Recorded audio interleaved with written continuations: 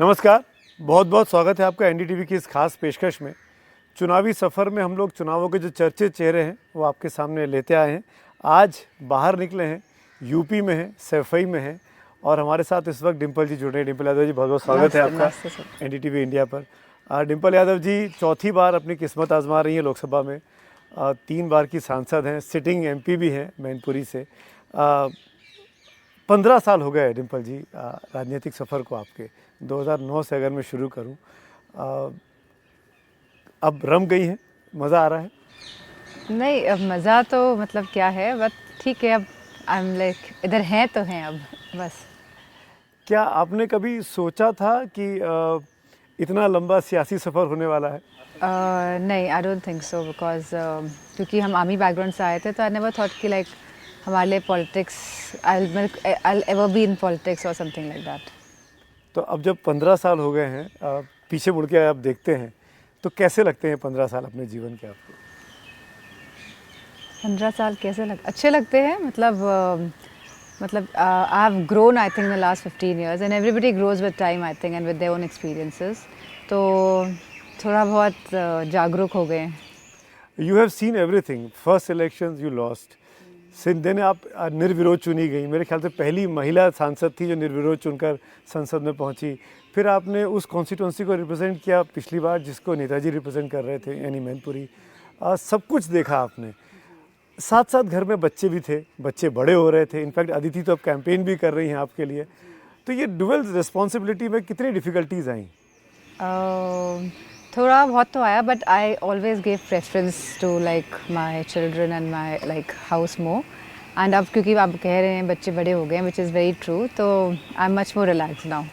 तो अदिति जिस तरीके से कैंपेन को संभाल रही हैं, क्या कहना चाहेंगे उनके लिए आप? नहीं, बिकॉज इट्स माँ और बेटी, यानी मदर डॉटर का जो रिलेशनशिप होता है, आई थिंक सो डॉटर्स हमेशा चाहती हैं कि वो अपनी मदर को कहीं ना कहीं कंट्रीब्यूट करे, and that is a sole idea. And also like because हम सैफई में ही रहते हैं और आसपास पूरे क्षेत्र में बहुत रिश्तेदारियाँ भी हैं, तो वो उन लोगों के साथ भी जाके कनेक्ट कर रही है, एंड जो हमारे रूट्स है उनको भी जान रही है कहीं ना कहीं। तो क्या आपको लग रहा है कि आने वाले वक्त में अदिति भी इस तरफ आ रही है पॉलिटिक्स में? That is up to her decision, because I think जिसमें भी वो इंटरेस्टेड हो, वो प्रोफेशन को अगर वो चूज़ करेंगी तो she can excel in that profession.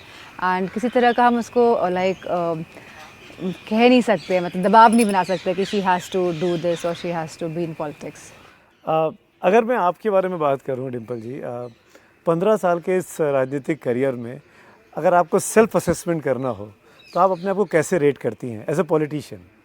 I think so I can do much better now. Why do you say so?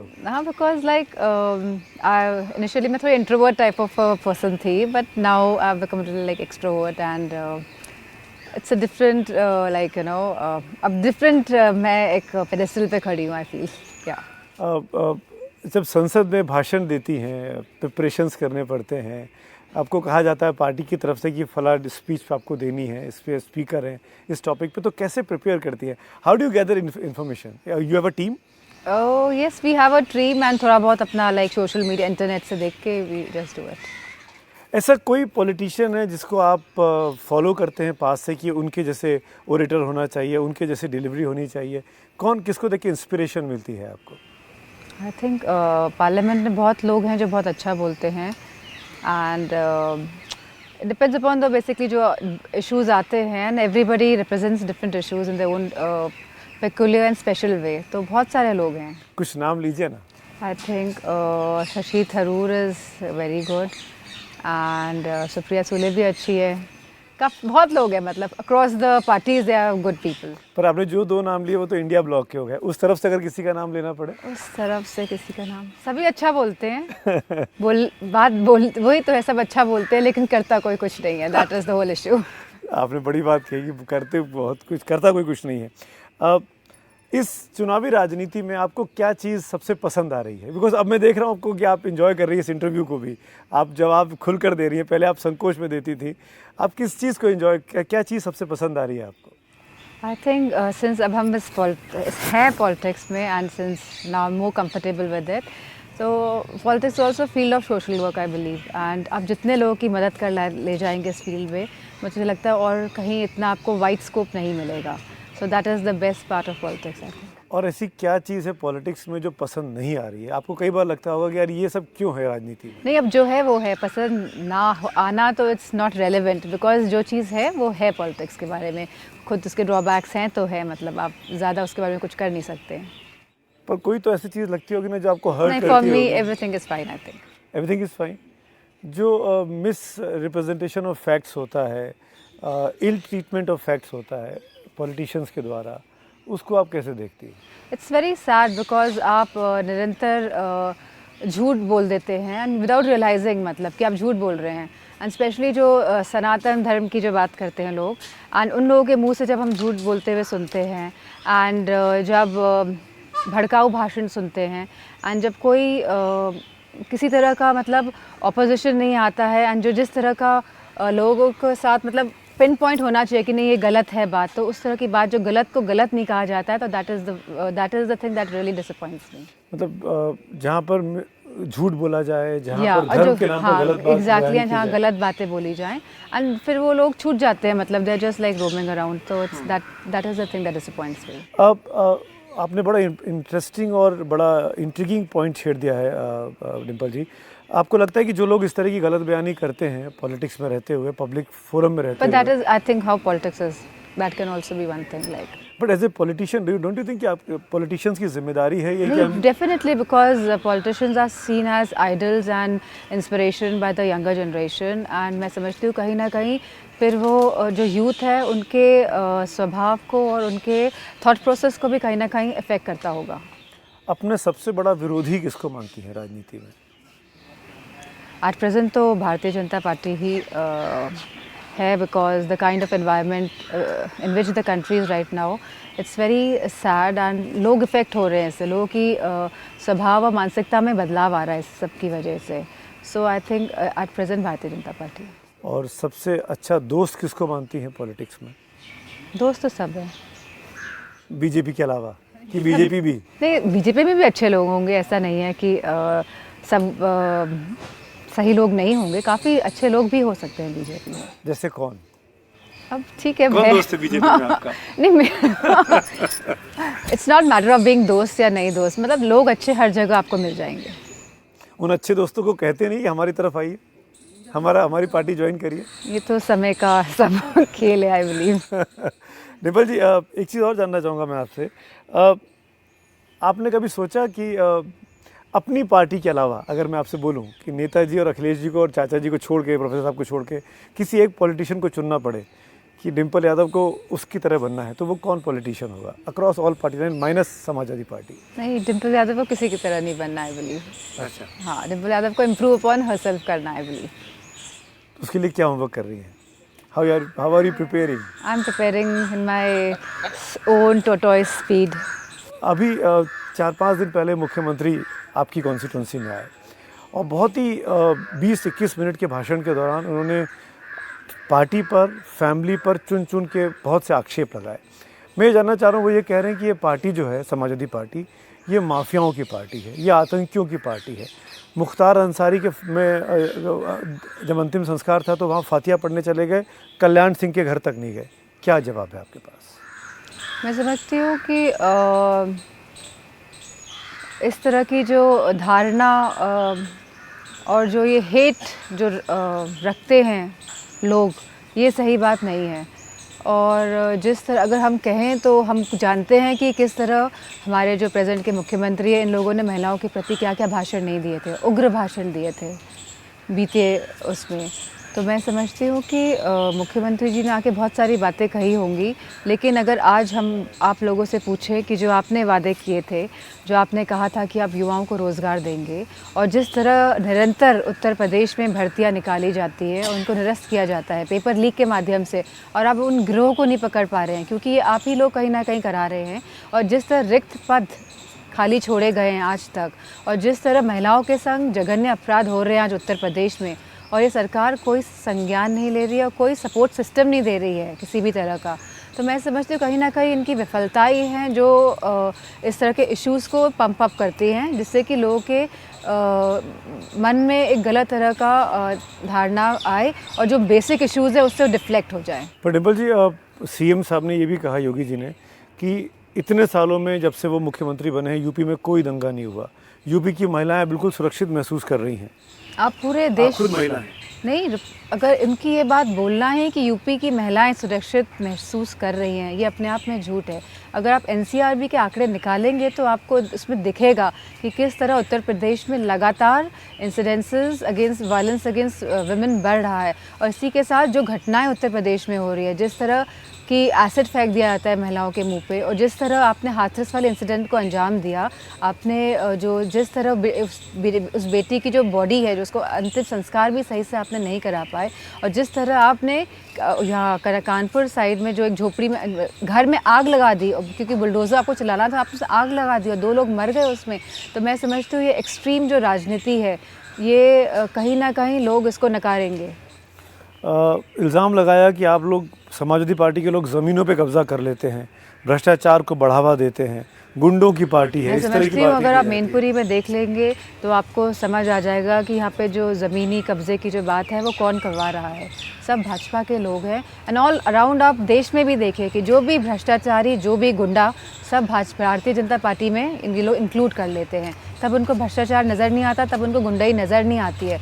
तो मैं समझती हूँ कहीं ना कहीं क्योंकि ये लोग सही तरह से काम नहीं कर पाए हैं, प्रदेश में डेवलपमेंट वर्क नहीं कर पाए हैं, युवाओं को नौकरी नहीं दे पाए हैं, एमएसपी नहीं दे पाए हैं, और इसी के साथ जो महंगाई आपने कर दी है, इसी के साथ जो आपने इंटरनेशनल डेब्ट कंट्री में बढ़ा दिया है, इसी के साथ जो आप पूंजीपतियों के आपने लाखों करोड़ माफ़ कर दिए हैं, वहीं आप किसानों को के कर्ज माफ़ नहीं कर पा रहे हैं। तो कहीं ना कहीं इनकी नाकामी है, जिस वजह से मेन इशूज़ से आप हट के बोलते हैं। पर नहीं डिम्पल जी, आपने पूंजीपतियों की बात की। पूंजीपति तो मुलायम सिंह के वक्त में यहीं सफाई में आते थे, यहाँ सफाई समारोह होता था, लंबा चौड़ा, बड़े बड़े लोग बम्बई से आते थे यहाँ। तो पूंजीपतियों से दोस्ती होने में गुनाह क्या है? पूंजीपति आते थे मतलब समाजवादी पार्टी के अच्छे संबंध रहे हैं सब पूंजीपतियों के साथ, अमर सिंह जी के वक्त में, मुलायम सिंह हाँ, अमर सिंह अंकल के अच्छे संबंध रहे। तो पूंजीपतियों से दोस्ती होना गलत? हाँ, अमर सिंह अंकल के अच्छे संबंध गलत रहे। संबंध, गलत तो बात है। मैंने कब कहा? लेकिन देश को नुकसान पहुंचा के पूंजीपतियों को फ़ायदा पहुंचाना मैं नहीं समझती हूँ सही है किसी भी तरीके से।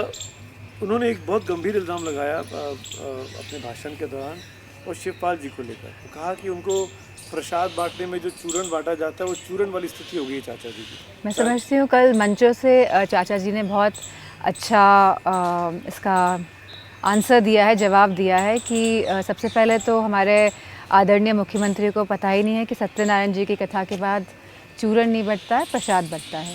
और प्रसाद में भी मैं समझती हूँ चरणामृत और तुलसी के पत्ते बंटते हैं। और अगर इन्होंने चूरन वाली बात कही भी है तो ठीक है, तो चूरन तो वो चीज़ होती है जो सबका हाजमा ठीक कर देती है। तो आने वाले समय में सबका हाजमा ठीक किया जाएगा। तो शिवपाल जी ठीक करेंगे सबका हाजमा? लेकिन एक चीज़ बताइए, अब बीजेपी लगातार सफल क्यों हो रही है यूपी में? 14 जीती, 17 जीती, 19 जीती, 22 जीती, 24 में फिर वो दावा कर रहे हैं कि हम लोग 62 से बढ़ाकर अपने आंकड़े को 80 तक ले जाएंगे। क्यों बीजेपी सफल हो रही है? बीजेपी इसलिए सफल हो रही है क्योंकि उसका झूठ की फैक्ट्री है। एंड कहीं ना कहीं वो वोटर्स को भावनाओं के साथ खेल के मैनिपुलेट कर ले जाते हैं कहीं ना कहीं। लेकिन मैं समझती हूँ 10 साल का कार्यकाल और प्लस 7 साल का कार्यकाल अब बहुत है, क्योंकि बार बार अगर आप वही चीज़ दोहराएंगे तो कहीं ना कहीं वोटर्स भी इस बात को समझ रहे हैं कि क्योंकि अगर आज महंगाई है तो सभी वर्गों के लिए महंगाई है। अगर आज किसी के पास नौकरी और रोज़गार नहीं है तो सभी वर्गों के लिए नौकरी और रोज़गार नहीं है। सभी समाज एक समान है, तो किसी के पास नौकरी रोज़गार नहीं है, हमारे किसानों के पास एमएसपी नहीं है। तो कहीं ना कोई अब लोग जागरूक हो गए हैं इस बात को लेके कि इस सरकार ने, डबल इंजन की सरकार ने जो है वो कहीं ना कहीं देश का भट्टा बिठाया है। आपको क्यों वोट दें? क्यों समाजवादी पार्टी को या इंडिया ब्लॉक को वोटर वोट दे? आप आएंगे तो आप क्या बदल देंगे? वो तो जब आएंगे मैं समझती हूँ, क्योंकि इनिशियली लोगों ने 10 साल अगर पहले का कार्यकाल अगर आप कंपेयर करेंगे तो आपको समझ आएगा कि किस तरह राशन, जहाँ पहले जो राशन की बात कर रहे हैं ये, जहाँ राशन आप चावल देते थे, आप आटा देते थे, आप तेल देते थे, केरोसिन ऑयल, और इसी के साथ आप चीनी भी देते थे। और आज जो राशन की स्थिति है पूरे प्रदेश में, वो खाली आप बाजरा दे पा रहे हैं, वो भी इतनी गर्मी में बाजरा दे रहे हैं आप। तो मैं समझती हूँ वोटर जागरूक है अब इस बात को लेके भी, कहीं ना कहीं राशन में भी इन लोगों ने चोरी करने का काम किया है। पहले 2 चरणों में मतदान प्रतिशत पिछले साल के मुकाबले 19 के मुकाबले कम रिपोर्ट आ रही है, क्या वजह है, क्या लगता है आपको? अब वजह चाहे जो भी हो, लेकिन जो पहले 2 चरण हुए, मैं समझती हूँ इंडिया ब्लॉक ने और हमारे जो अलायंस है, जो गठबंधन है कांग्रेस के साथ, और जो समाजवादी पार्टी है, उसने बहुत अच्छा परफॉर्म किया है। कितनी सीटें जीत रहे हैं? पहले 2 में करीब 189 सीटों पर चुनाव हो चुका है। मैं पूरे देश का तो नहीं कह यूपी का पाऊंगी। बताइए। यूपी में एटलीस्ट हम लोग लाइक 50-50 तो आराम से जीत रहे हैं। हमारा थर्ड फेज़ जो होगा वो बहुत ही हमारे लिए बहुत अच्छा फेज़ होने जा रहा है। थर्ड आपका फेज है ये, आपकी थर्ड सीट है। फेज़, फोर्थ फेज़, 5 फेज़, अब आप समझ लीजिए। कितनी कॉन्फिडेंट है अपनी जीत को लेकर?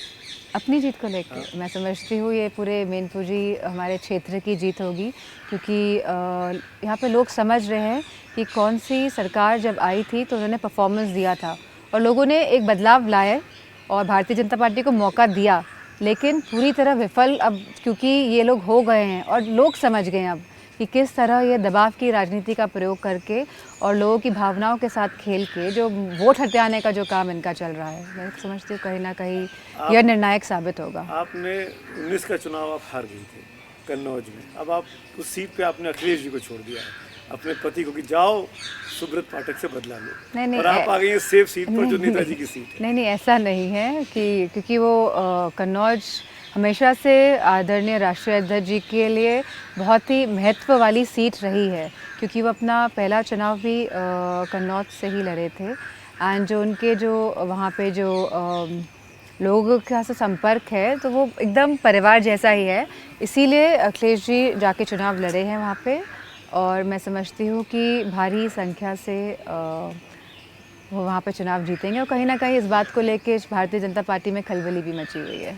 एक ही परिवार के 5 आदमी चुनाव लड़ रहे हैं, आप हैं, अखिलेश जी हैं, धर्मेंद्र हैं, अक्षय हैं, आदित्य हैं, क्या है और कोई यादव नहीं है क्या प्रदेश में? मैं समझती हूँ ये लोकतंत्र है और लोकतंत्र के माध्यम से ही लोग डिसाइड करते हैं कि कौन सांसद बनेगा।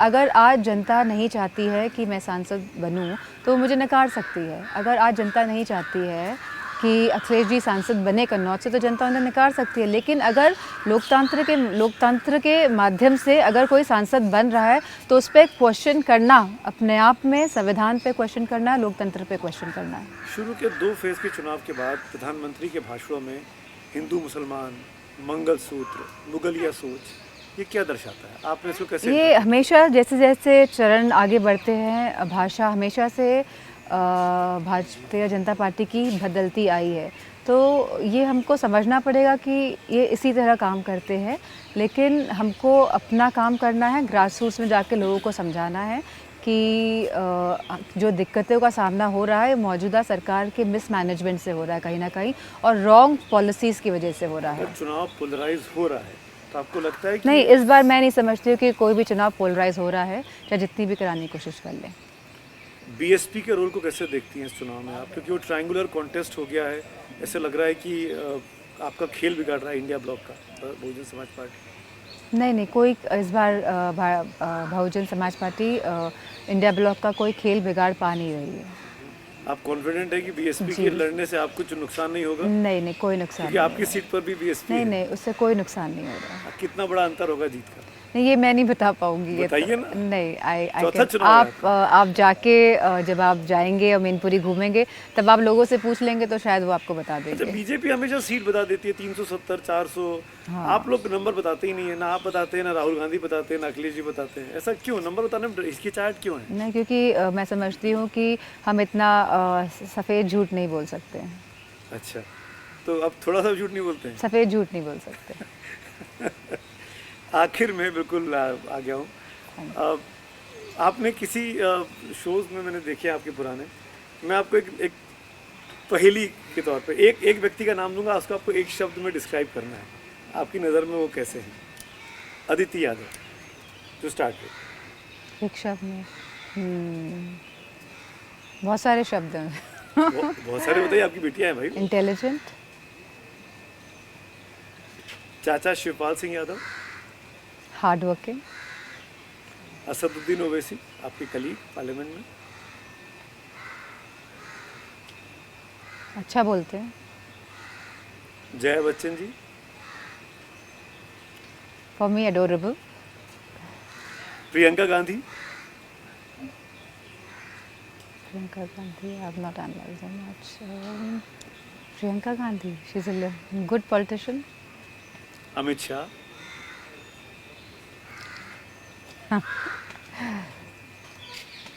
Amit Shah ji, good polarising person, CM Yogi Adityanath ji, Adityanath ji in one word क्या बोले,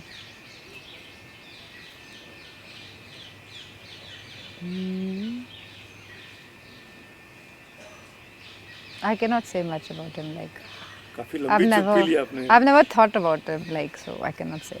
चलिए Akhilesh Yadav ji, Akhilesh Yadav ji, he can like, he's another level in terms of मतलब मैं कैसे बताऊँ? He's a fighter. Yeah. Rahul Gandhi, Rahul Gandhi ji, in one word, trying hard.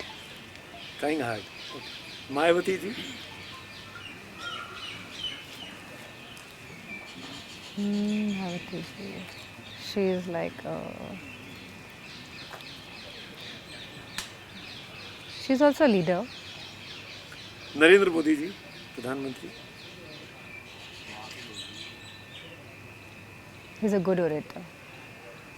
आखिरी quiz का आखिरी सवाल, कन्नौज की जनता या मैनपुरी की जनता, किसको चूज करेंगे? Mainpuri, yeah. कन्नौज को भूल गई आप क्योंकि उन्होंने चुनाव हरा दिया।